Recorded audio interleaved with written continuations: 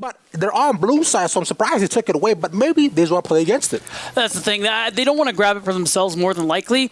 And, of course, giving it away on red side is probably not ideal as well. So they just want to get rid of it. Besides that, I mean, a lot of these other picks have been pretty standard. A lot of TF bans we've seen recently. Corky, Caitlyn, Lee Sin and stuff like that. Just a lot of these strong picks, they don't want to be seen. Yeah, exactly. And honestly, I find it makes sense, like you were saying, especially if we're looking at Peng's overall champion pool. This guy is very big on playing mages as well. So playing your mage up against an ADC is not the best of times, but we'll see if how BDSA decide to change things up a little bit. This is a team that I'm personally very, very high on. I think they got a really solid core group of members here, right. And I'm going to be paying a lot more attention to Crown Shot, but we'll get into that a lot more later on as we see right away BDSA lock in the Diana to start off. She actually did get a buff recently on the patch. We're on 12.1, and that's why now we were talking about it, Austin and I too, when we were on cast earlier. We would expect to see this pick if it manages to actually get through the ban phase. It is really strong at the moment. Plenty of AD mids if you have a mid laner who's comfortable playing with them to diversify that damage profile. So overall, it makes a lot of sense. Echo's not the mid I would expect, but it might just be a hover. Overall, on the other side though, the set coming through this early is definitely a little surprising. You don't see that one too often, but you give BDSA an easy answer with the Renekton, so they're just going to go ahead and take it. Yeah, I've seen like across the board, like set has been a pick that people have generally saved towards later ends of the draft because you don't want to try to just give away a ton of what you're doing so far. And also, if you're not banning the Renekton, OPL right now might have a pretty bad time, but so far, speaking of things that might be bad times, you see the Vex once again. She's been such a mainstay throughout this entire day, being the power pick, but up against the Syndra, this actually isn't too bad a matchup for the Syndra either. I agree. The fact that you can keep her away, and if you hold that scatter of the week once you see the Shadow Surge coming through, it's also a way where if you time it, you can knock her back. The Renekton, a lot of people who are going in, you have that bit of disengage, which is already, I think, really strong, and why usually people who grab the Vex end up banning the Syndra away. But this time around, we are going to see Peng play it. Like you highlighted, very comfortable on the mages. He is the player to watch out for on this roster, being so young and having that potential. Exactly, yeah. This guy is mechanically and beautifully gifted too. I heard he's pretty good looking too, but nothing compared to you here, Beatdown. But thank you. I appreciate you. Yeah, but like you're saying, some other beautiful picks that we've seen going on the draft as well. They're taking out a lot more of the support picks potentially for BDSA by taking Archon and Nautilus, which have been very, very impactful. If we look at so far the games throughout the day, the Archon especially has been phenomenal for teams that want to dive in all at once. And with a Set and Viego, you want to do exactly that. So great bans across the board, and Thresh and Lulu taking off on the other end. Yeah, right. And interestingly enough, this doesn't happen very often, but we have the bot lanes being secured during the second stage of the draft here. Jinx still up and available, been very popular on the day. I'm pretty sure she hasn't lost yet. 2 for 2, if I'm remembering correctly. And the last pick is just going to end up guaranteeing you a good support matchup. If anything, the Thresh not being there does hurt a little bit. Same thing with no Nautilus, but there are still a lot of options. Lux is up. Jinx and Lux is something you could put together, especially if you wanted to have a very harassing lane where you try and guarantee yourself priority. Yeah, and considering what we've seen so far, I know we haven't seen like a ton of Enchanter picks, right? There's been like a lot of engages going in, like a lot of really big boys. So perhaps you can see this. I'm expecting to see perhaps, a Karma too, although Lulu taking off. But like you mentioned, Lux an option. Morgana is still up right now as well. And we know that actually Erudite actually used to be a big Morgana player previously before this. But there's the Karma we were talking about before. One of the mainstays so far in this league. I'm going to wait. Talk about the Karma. Talk to me about the Karma. Just talk about the Karma. The Karma's great. So like you're saying, offers kind of a get-out-of-jail-free card. And especially when you were a Karma, you get like a little bit of that. Look at me. I know, you're right. Okay, you get a little bit of that confidence boost to make sure that you can get your team in and out, especially when you're looking at Diana, you're looking at Vex, and it's Leona. No, it does not. You're right. It all cancels out because at the end of the day, because nothing matters anymore because we're going into the game. There we go. Game number 4 already on our screen. So nothing super excited to start off, right? We saw things are pretty tame. Junglers are just feeling each other out. Now, I don't necessarily like this, but I'll be okay with it for now. You'll allow it? Yeah, I'll allow it. All right, fair enough. And so far, we are seeing a little bit of aggression coming through from Absolute. They actually managed to get a ward onto the red buff, so you are going to get that information, get an idea where this Diana starts. Neither of these junglers are particularly the skirmishing type early on anyways, so I don't think that information is going to do much more than help avoid ganks for some of your laners here. And it's kind of surprising considering how Brunus' bot lane, Tiger and Absolute, they're going to get pushed in most likely by the Stumble Ridge bottom lane, that he's starting on the bottom side of the map here. I think that shows how much he's not looking to skirmish in the early minutes. He wants the leash, he wants the full clear as quickly as he can, go for the recall, get back on the map. Actually, because I'm thinking about it too as well. I'm going to actually kind of wager to see as to whether or not this Karma plays super aggressively in lane. Because especially when you're up against double melee like that, sure, the Jinx, you can try to step out with a couple of the rockets to, perhaps cancel out a little bit of that Karma poke, but she's super strong for a reason, right? Those Monster Q's level 1 alongside that Comet will hurt a lot, and as a Leona, until you get your W, you may be very tanky, but you don't turn into the tankiest thing in the world, bro. When I say that Leona at level 3 with that W becomes the walls of data tech. Absolutely impenetrable. Yeah, it is definitely like that one. And speaking of top to bottom, we're seeing Shio start top, path their way to the bottom side of the map. Because the red buff hasn't been touched, the info is there. Oplon should be expecting this, and that's why you got to imagine, with the bot lane already being pushed in, Tiger and Absolute, for the most part, probably shouldn't really worry about a dive. No hard CC if you look between jungle and bottom lane here. So overall, I think this laning phase is just going to mostly be about the individual laners. I don't think we're going to see too much jungle intervention for the first couple of minutes. This is interesting from here too, because we see that Aggressivo is actually losing out a fair bit of the trades up against this set, something I didn't necessarily expect, but considering set level 1 and 2 is quite just so strong, bro. His passive helps him out a ton, and now with this, Aggressivo has kind of set himself in a little bit of a loophole considering he had to expend a TP super early. And now I'm going to watch Brunus. I'm going to watch him for at least the next 3 minutes of the game to see how much attention he pays. Because if you shut down your early game bridge on Team BDSA, suddenly things become a lot harder for you going towards that mid game play. Yeah, and I'm looking forward to, Aggressivo, you could say he's one of the best top laners here in the LFL. Definitely a lot to show for it if you look at his history here in this league too. So we're going to see if he's actually going to be able to deal with that. Maybe essentially try and set up a freeze just so that he can force Darlic to have to use his own teleport. Luckily, TP's not unleashed at the moment, so no cross-map plays have to be worried about here. It's just going to be about how things are effective in isolation. Yes, and I wanted to point our attention over to the bot lane here because you see Freddy comes out, Air Node has tried to run away. The Ignite lands on him, Ground Shot as well. A nice little cleanse to make sure he stays safe for a little bit longer.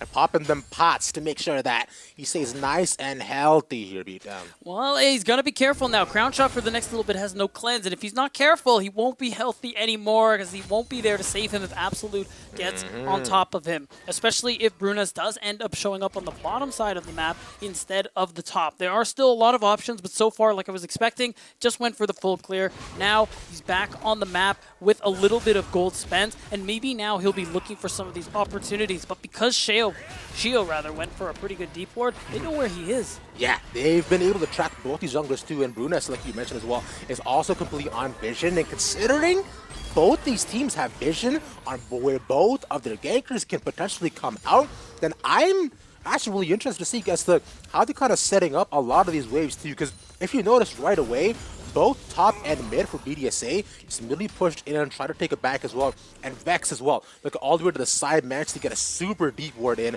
right into Brunus' jungle, so they know exactly where he's panting as well. You know he's right at top side. And now Zico can make sure that he plays a little bit safer. Now he's not at the risk of a gank. But we should also be seeing the wave push back into Aggressivo. So Shio now has a prime opportunity to take advantage of this. And I like it. Both of these teams, a lot of priority on setting up vision in this early game, trying to track junglers as best as they can, because even though everyone knows these two junglers, the Viego, the Diana, pre-6, not looking for the most amount of action, if they find an opportunity, they'll gladly take it. So you want to put yourself in the safest position possible. You already know they're going to scale. You don't want to help them any more than you might have to. So there, at this point, things are still slow. We haven't seen First Blood yet at the 6-minute mark, but we have Dragon number 1 up and ready to go. Both junglers, as we were talking about, is close to level 6. And with Shio being on this bottom side of the map, I think Dragon is on the table. Can I just say that the fact that the games have been a little bit slower at this point is kind of refreshing? Yes. It's quite nice. You know, we can get say to that. just calmly stay in the rift and like just watch how these teams play out more in the background. I wanted to point out a little bit more on the Shio that we talked about, this fantastic jungler. You had mentioned before that he has solid opportunities right now to be able to take advantage of Brunus' pathing, considering they know exactly where they are and perhaps try to big brain him. Beat him. This guy has been around the LFL quite a bit. He was a sub for the LDLR back in spring too, and he did get third back into the finals as a one-day sub not too long ago, so he does have the chops to be able to prove, but this guy is all about precision and ganking. Or perhaps right now he can lay down some of that precision so far. Absolute ignited up, has to run away, but there's a deadly flourish landing, but Brunus is playing a little bit of bodyguard to make sure they cannot engage. Yes, so far, Scuttle looks like it was secured by Shio in favor of BDSA, but no one's going to go for the Dragon. Everyone's just going to walk away. Not too much blown for it, except the flash to the bot lane. Now at this point, Darlik, he's going for some of these aggressive trades. Dominus is popped. Yeah, he's riding into it as well. A little bit late for the ultimate to come out, but he uses that as more of a dash to make sure the Darlik manages to escape for now. So very well played. But this is a record that we were fearful of. Agresivo. This guy lost to be 1v1. Right, and he comes out on top this time around, forcing the TP, like you were talking about earlier. So the advantage doesn't end up lasting too long as aggressive. He's going to be able to very happily just walk his way back to lane here. And if we look across the map overall, things still, besides these lanes in isolation, have been like very quiet. Now that Shio's level 6, now the Moonfall is available, you can start to see some of these plays come through. Because when we look at these comps as a whole, you think about BDSA and how they're going to start these fights off. They don't necessarily have an all-in sort of champion. Renekton can kind of fit that role, but he needs to find the opportunity. It's not the same as having like a Leona, a Thresh, or something along those lines. So BDSA do have to be very careful about how they approach these fights and how they're positioning themselves. Yeah, especially if they're playing off the Moonfall like you were mentioning, right? Yep. Shio also has to take a really interesting angle just to make sure just that crescent swipe manages to land on the priority targets too. And if you're going in alongside aggressive, you got to make sure that, okay, if you come in at the king, then you best not miss. But that also goes both ways as well. But for now, we see a lot more attention being paid mid lane. Shio as well, just chilling around Zico. There we go. There's a Moonfall, finds one. Actually, Doom is also a shadow. Shio. So Vex cannot get in. The Moonfall on the back front. But there's Jin. One more crit. We will take them down. Look at the back end. Brunus gets one more, but the under tower to get the fear. The root will not land. But just one more little hit to be able to get it out. There we go. Aggressive looks to get aggressive. Darlik has no ultimate. Wanted Mirage people to do it, but that face breaker saving him under tower. Man, it's still overall positive play. You do end up having BDSA match going 2 for 2, managing to hold on here. And just like that, first blood is drawn. Also second, third, and fourth, but still in favor of BDSA, who have now found themselves to be up about 1,000 gold. And now, Heng is going to have to TP and switch lanes with Darlik so that he can catch this wave and that Darlik doesn't end up losing out on a crucial amount of gold in XP. Yeah, because Darlik right now, it was quite nice in that fight, but like you were mentioning, it's just because he expended so much right before that, I find BDSA made sure to take the opportunity because that set could have turned around the fight very, very easily and taken aggressive right out of it, but at least with him, he managed to get an equal trade. But as you look on over now, Oplon, let's at least get a bit more control across the map by taking the second little crab and getting more vision around. Wait, did he manage to kill it? Yeah. He took it? Oh my Zico god, took it. dude. It's a little BM. It's a little unfortunate, but you have the whole squad here on Oplon's side moving up for this Rift Herald, and now everyone's starting to join, but a lot of crucial ultimates aren't available. No Shadow Surge, but you still have the Dominus. Will Aggressive actually go in? He's just walking like 2 feet from them. It's 5v5. There's a Dominus. He finds one. The Moonfall lands on the 3. That's big. And then we go support immediately down. Mortis is trying to run away, but on the middle of it, Darlik was caught in a landslide. Unfortunately, that Facebreaker does not do enough true damage. That's 2 more picked up with the side of BDSA and Rift Herald. Man, and that ends up being very positive play. You want to go in at the last second, hoping ping, Shio can steal the Rift Herald. He doesn't do it, but it's still a very successful fight. You find yourselves that much further ahead, almost 2,000 gold ahead of Oplon. So you do make it so that even though they got the Herald, they won't be able to close the gap just with that unless they end up setting up a really big dive and end up taking all 5 plates from a turret. But for the moment, the option isn't quite there, especially because Tiger is the one who ended up picking the eye just to make sure Oplon got to secure it. Yeah, it's gonna be a little bit interesting to see as the will try to go ahead and drop that by the end of it. And considering I did misspoke a little bit, Oplon at least to get a little bit back, so nice little trade. But Tiger, if he wants to be selfish, he could be like, nah, go ahead and put this in my lane, fam. I want this, I need this. But if they're smart about it, I believe that what Oplon should try to do, and what they might actually definitely do, is they're likely look to push in bot side. Perhaps he'll capitalize on taking his crown shot out of lane, or just push the lane a little bit more. Oh. Once that bot lane is down, I'm going to say they fear? go down top, but the fear is nice. Pang. Oh, beautiful scatter of the week, but it should not be enough. They're going one more. The Q doesn't land. Pang. Chugging those corrupting pots, bro. My man staying good. Wow, managing to dodge out that last Vex Q and just keeping himself alive. He doesn't have TP, so he'll lose out on farm, but overall, extremely well played, manages to hold on to his life. And this is the mechanics you were talking about. This dude is playing it out really well so far. Will have his jungler come pick up the wave, but because of that, Shio now has moved to the bottom side of the map, and I don't think Oplon has sniffed it out yet. Yeah, real quick, my man better have Time War Tonic on that, because that's the only thing that really makes sense to me. But one more thing that definitely doesn't make sense is how much Jin manages to do. Nice that he first to land on top of that. Does force OPL's bot lane to at least run out, so it gives him Dragon priority, but not much. Just a couple of cooldowns blown, but not a bad start. And we'll see it like immediately with the jungler here. You want the Shadow Surge to come through so you can fear and set up for Shio. But the Scatter of the Week was so good. And Pang dodging that Q, the Diana Q, dodging the Vex Q, and just enough corruption pot stacks so that the burn wouldn't end up killing him. Man, that was clean.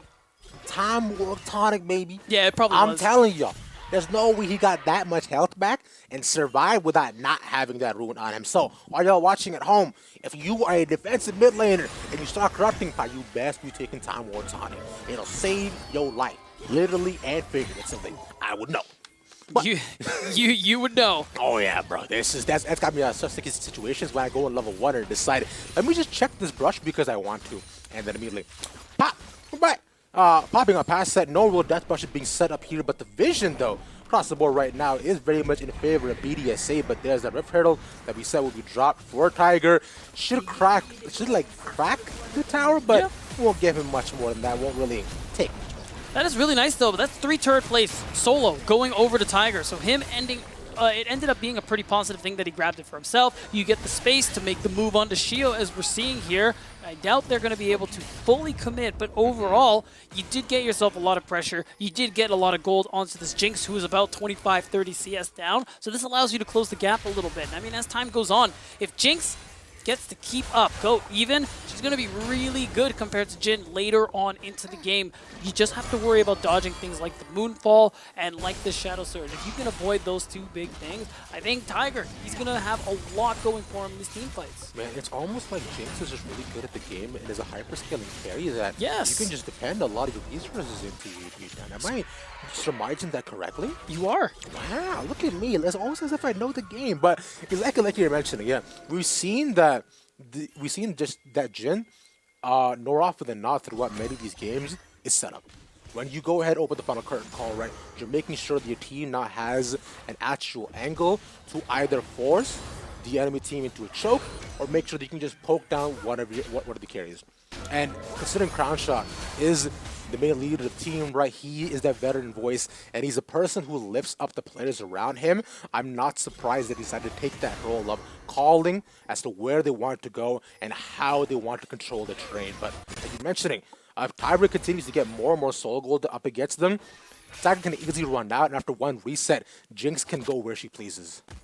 Yeah, it'll still take some time. There's still a bit of catching up to do on Oplon's side, but it's definitely possible. I mean, we're talking 3K down at the moment here. A lot of gold in Zico's pocket, a good amount of gold in Aggressivu's pocket as well, with how well he's been running this matchup in the top lane. But it's far from unwinnable is the point that we're trying to make here, where we still have key item spikes that haven't even been reached yet on the side of Oplon. Now, when they get there, that is when they can start looking to take some of these fights here. We're 2 minutes away from a dragon.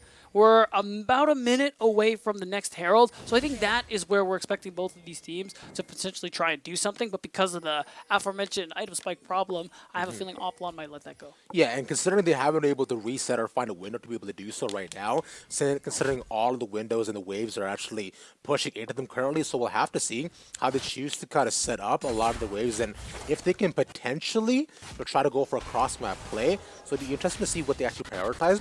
Most division is set up around top side too, but they do have pretty good bot side players as well. And with Dragon being up in the next 1 minute 50 seconds, I think Oplon are now just roaming around the rift, seeing what wards they can find just to clear them out, up their vision score a little bit more.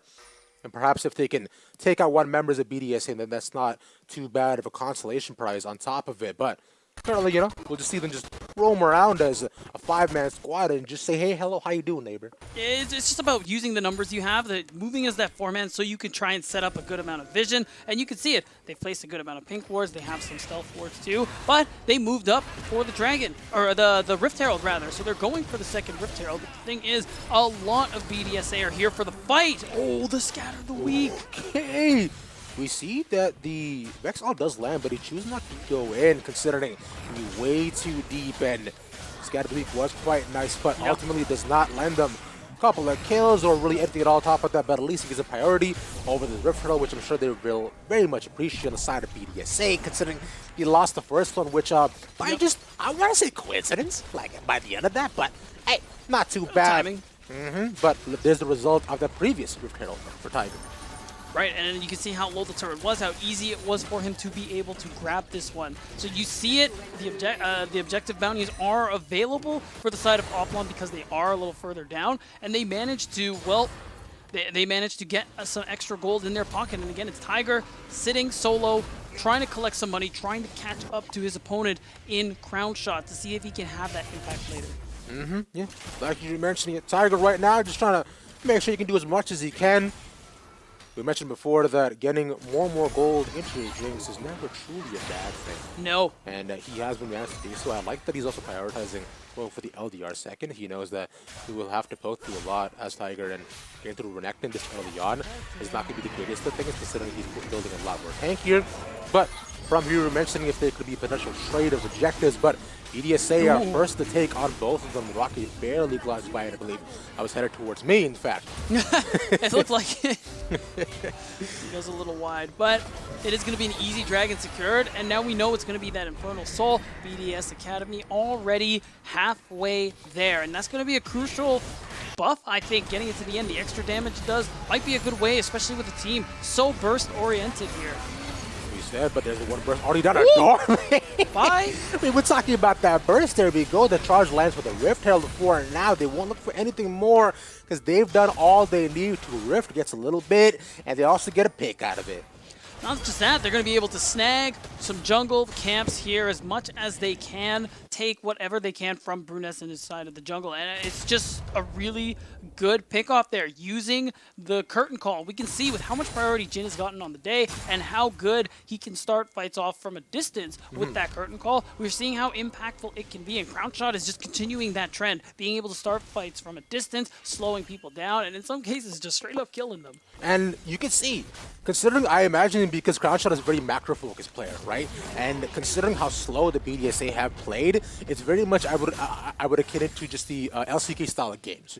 You want to play around objectives, you take sure engagements that you know are for sure, that will give you a result, and then from there you capitalize, you go back to setting up waves, which is why I just have to give a big shout out to, just Crown Shot's mind, and just how he's leading this team forward, because this game seems to be working out beautifully. I think he got the smite off though, but the scatter as well, they possibly want to go in on the Renekton. Aggressivo has to immediately pop the dominance to make sure he doesn't get bursted down, but simply just cooldowns at the end of it. He does hold on to his life, which is really important. There isn't anything they're likely going to fight for in the coming minutes, so I think he's okay just parting with that cooldown just to ensure he doesn't fall here. And overall, you have Darlic just pushing on the side, trying to do what he can to catch up in goal. But I mean, look at the difference now. Aggressively, he's been farming really well this game. He's up 50 CS. He has a bounty, even though he doesn't have any actual kills to his name. And that is a shutdown that Oplon can continue to look for to try and catch themselves back up. But it's hard. BDSA, they've increased their gold lead almost to 4,000 at the moment here, and oh, they're looking for more. I mean, perhaps this might be one of the ways to get back into it. Like you mentioned, there's the bounty there. Well done, and then they fed over the Peng as well. Look like a Peng gal right now, beat down. So that's you can feel real nice getting like 500 G's in his pocket. Yeah, it's a nice elixir, a little bit of gold in his pocket. They managed to shut him down, but oh, they're looking. This is going to be the return. More than likely, Dark staying alive a little bit, but he'll be bursting just as quickly this fight started. There we go, and also fed over to the other mid lane. We're trading kills back and forth on the same target corner, the same people. Yeah, and that's crucial for BDSA, who want to hold on their lead. Keep up the offensive. You don't want to just continue trading evenly. You want to make it so that, okay, every time you make a play, we'll make a play, and we'll get a little bit more. And you can see it with the fact that they got that mid-tier 2 turret as well. A lot of bonus gold locally, and now they can just continue to push out this mid-wave, continue to push their vision line forward into Oplon's side of the jungle with the Baron buff up. That's a big deal. And will they perhaps commit the cardinal sin of pushing in and trying to get an inhibitor for 25 minutes? I don't think anyone does that anymore, honestly. Nah.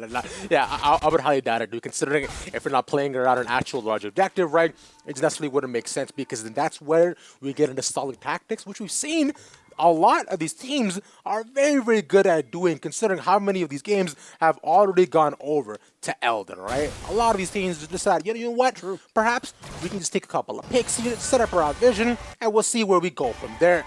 Tiger right now is trying to get out, just dodging back and forth, but he is perfectly fine. It's a cross shot, just burns a couple of cooldowns and decides that, you know what? We'll let him try to get away, but it might be the return. Lands literally flourish onto one immediately. He's gone absolute, cannot move. Dodge flash shot, good scatter the weak. So try to bring it back, and we'll just try to see it as we get a little bit of a refresh on our ends, but not a bad engage yet again for BDSA. Right, not a whole lot's going to be found from that one here. They really tried to get on top of some of the members of Oplon to see if they could force a fight, but the Moonfall wasn't there for Shio, so there wasn't a real play I think they could make, but forcing them out is nice. You still retain control over that side of the map in terms of vision. You allow yourself to keep that vision line pushed forward, and as a result, if you do get that kill, you can go for the Baron. You're right, exactly. Yeah, it's just about small picks and setups leading to the ultimate objectives of making sure that you can tear down these towers. Guys, if you really break it down, League of Legends is a tower defense game. But right now, this is not about tower defense at all. It's about taking your opponent's lives. Set goes in, get a little bit fast forward here, but try to catch up. There goes Set yet once again, but Vex, sadly, that is the trade-off for going in far too deep by yourself. It's a 1-for-1. Erudite has tried to run away, but it'll be that reset. That gives Dragon priority over to Oplon. That's a big deal because they haven't been able to get any dragons whatsoever. Shio is still here on the map if he wants to go for the trade, but now we're going to actually see Crown Shot open up the curtains. Okay, and he steals it! The beautiful Sam. They were trying to dodge around the other side. They were so focused. The curtain call. Shio gets the dragon. That's Soul Point. What a nice steal coming out of the superstar jungler. That is unreal coming through from Brunes. Being able to, from Shio, stealing that dragon, guaranteeing Soul Point, and putting BDSA in that great position. Even if he loses his life, that is worth it if he manages to secure it. And in doing so, well, now, in a couple minutes, when that next dragon comes on, that is priority one for Oplon to make sure this soul doesn't go through. We talked about it. It'll complement BDS's comp very, very well. And it's something you can't let go through. It just seems like BDSA, they keep taking and taking and taking. I want to start a trend right now. I want us to immediately refer to Shio as Surgical Shio. Surgical Shield, because this man is precise with it. He's clean. He's edgy. He knows what he's doing. And you can see on these high skill cap jungle like the Diana, we see him on Lee Sin before, on also the Xin Zhao, right? This man clean. His wind always becomes lightning, bro. And the crescent always falls on somebody. Somebody's seeing some phases of the moon, and immediately that's a lights out for them too. So I'm gonna get started here. Surgical Chio, now y'all know. Let's make that a thing. But considering where Surgical Chio is right now, he's on a little bit of a reset, but looking around to set a vision of the Baron, like you were mentioning, which will be the next priority target for both of these teams. Right, you can see it. Oplon, they got to push out mid. Maybe try and threaten this mid tier 1 as it's still almost full health here at 25 minutes. But mostly, you want to move this wave in and you want to move up to try and get whatever vision you can. You can see it, even though the Scuttle Crab is there, you just want to clear what you can and make it so that you can't get surprised by a Baron take coming through. So you don't think to yourself, hey, I wonder where BDSM are. Nobody's on the map. And then you hear the sound that comes up when someone takes Baron and you're like, oh, that's where they are. Yeah, that's always the least fun surprise. Yeah, it is. You're just playing League of Legends, you're thinking that, and also as any Death Rush, you're thinking, hey, I wonder where everybody is. You either hear that roar of the Baron, and suddenly you pop into a ward, and you're thinking, I see. I found them. I have been duped. Yeah. and just as quickly as that, you get taken off the map, as are these objectives. But looking back onto what these teams are doing consistently, like we've seen between both BDSA and OPL, they found small amounts of times to be able to take the very crucial resets. And we're talking a lot about the power points for both of these teams. And I believe we've ultimately reached that. As stun. Lunas goes in, that's a stun. He slices and dices out, but there's one stun back as well. Here comes the setup. Shio finds two immediately as a Moonfall, but nice little 2 damage onto one. Absolute and Darlic are check. They're taking for them, but they can't do anything. Oh, it lands! He lands one onto Peng. The immediate stopwatch. He stays alive, but look at how aggressive. We want to try to get in. There it is. Get one more. There we go. That's Peng down. He's done. He's no more. He's done so. But look at the back end. Tiger is running as much as he can, but he's lost all of his cubs. He can't save them no more. Tigers is alive, but so many on the Rift die. Yeah, BDSA not going to go for the Baron. They are low on mana, not the fastest Baron take, but overall, very successful fight coming through. Insane Zico managing to wait on the Shadow Surge until Darlic commits that Haymaker. No shield, low health, easy resets, and it was just ult after ult after ult. And now BDSA is still firmly in control. You're okay to reset because Dragon's up in a minute 20, and that's what you want to be playing towards here. The lead is just so powerful, and now with the Shio having the Zhonya's Hourglass too, these engages are that much more dangerous. You can look for some crazy stuff and then just immediately pop the stasis. Oh my god, man. You thinking that if you don't got no stasis, if you don't got that flash, if there is no defensive capability, if you are Team Oplon, especially on people like Peng, like Tiger, then suddenly a lot of your plan just falls apart at the seams. But we'll see if they possibly want to get one more. Like has a TP in. Oh my god. She lands. Is she gonna take it? It's on Absolute. So it might not be the highest priority target going into all those members of Oplon. Might not be the greatest to do with 30 seconds until Baron here beat them. Yeah, you can just see they're doing the dance, poking as much as they can, and maybe hoping for something. One? Yeah, they get one more Tiger. Look to be poked out. There you go. She was already there, like you mentioned. Shio wants to go in deep. That's Absolute down as well. And Tiger, like you were mentioning, you see, I take it down so early with Krasha still being alive. No ADC, no mid laner, no bot side, and now no top side. Brunes, last one left alive. The tale, no resets for him. He'll run back to his maiden because Dragon is theirs. And BDSA, Robbie, they're making an argument for fastest game on the day here as they have secured themselves that Dragon Soul. One more fight like that could easily secure them the win here. You see the TP moving to the top side of the map because they have their eyes set on the Baron. They're already moving in on it. Yeah, and considering he managed to keep all 5 members alive the entire time. So this Baron goes down super fast, although they don't necessarily the steal. Oh. And that was an early smite too.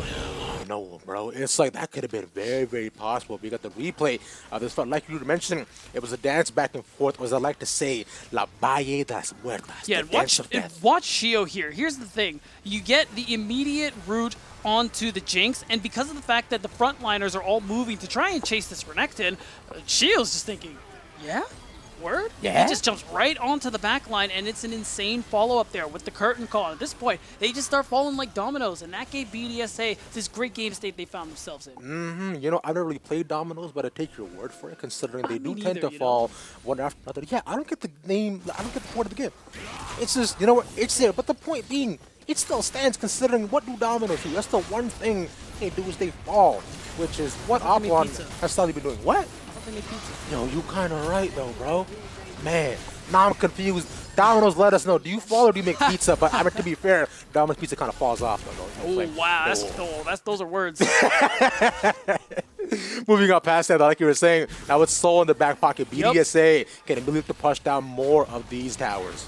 And the gold lead just continues to grow here. Oh, my God. They're already gone. That was so fast. Will they get one more? They're just so far ahead. Aggressive is going against 3 people. Dominus. Drops the Dominus. You said he gets pretty tanky, but there's a wave coming, and although mid not exactly really pushed out, as you can see, they're trying to just delay it. Brunus is at least trying to cut off the wave, but he will get Shio on the back Wait, is that end. 2-stop one? Yeah, that's jungler gone. He's just chilling. Wait, but they're just on going the for back the end. end? They didn't lose their jungler. They're just going into the base. Yo, y'all lost one, but can you try to get more? Maybe. He almost lost one in the back end. Absolute. Might be left a little bit longer, but look at Brunus. He's so far deep. Crown shot. Let's try to run away, but they get one more, and Zico is in. This guy wants to kill. He's bloodthirsty, and he smells in the water like a shark. Oh my God. This could be the end of the game here. They have the Baron buff still good to go for a minute, but I think they are not taking any chances here. They have the enemy spawning right now. They're going to take the mid inhib and the bottom one, and they are just going to walk away. Look. Yeah, No. probably. You use a lot of your ultimates. You don't have much utility left. It definitely makes a lot of sense. But still, you get a Nexus turret down, 2 inhibitors. Like, this is any minute now. They could just end this game. Oh, yeah, but this is it. Considering every single tier 2 is down except topside, which will be broke down in probably a little bit. But if this was tower defense, which it technically is, BDSA would be a max price. They're cashing out right now. See, I've never played tower defense, so I'll just take your word on that. See, it's real simple. It's not a game, it's the concept. Really? Tower You're not defense. talking about balloons? Oh, yeah, you kind of right. I But thought that's what you were saying all the time. I mean, I'm just saying, Keo, balloons are a little bit different. Balloons is a culture, it's a lifestyle. It's a way of family, bro. All right? Because I'm a monkey. That. Fair enough. But like you say, these guys are all very palatable and phenomenal players who are far above skill than I, and we've shown that throughout this day, which is why I said previously, this is why I'm so high on this team. They're so much more different than every other team in the league right now. BDSA are looking to shake things up with how they're playing the entire game, and it's shown right now with just the macro play, the decisions, and what they've been able to do to this Oplon roster. Yeah, BDSA certainly playing next level right now, Ravi. They are just continuing to look to try and just take out any outer turret that's left here. You still have supers moving mid and bot, and they're just trying to take down the last inhibitor turret they can. And on this wave, the TPs are coming through. This could very well be the end. Everyone has every ult, and they're starting to fight. This is. Zico finds one, the Everfrost onto 2. There we go. There's the follow from Aggressive. Another finds one more. There's a shutdown as well. The Phrase Breaker and the Haymaker might follow up, but no show's being stopped today to beat down. Darlic lives for a couple more seconds, but just as he rises, he falls just the same. That's 2 already down for Oplon. So we try to get one more. Crown Shot's trying to run away. That shield saves it for a little bit as they get the triple in hit, possibly looking for the end of the game. One more tower set in their way. There's that TP yet again. This could be it.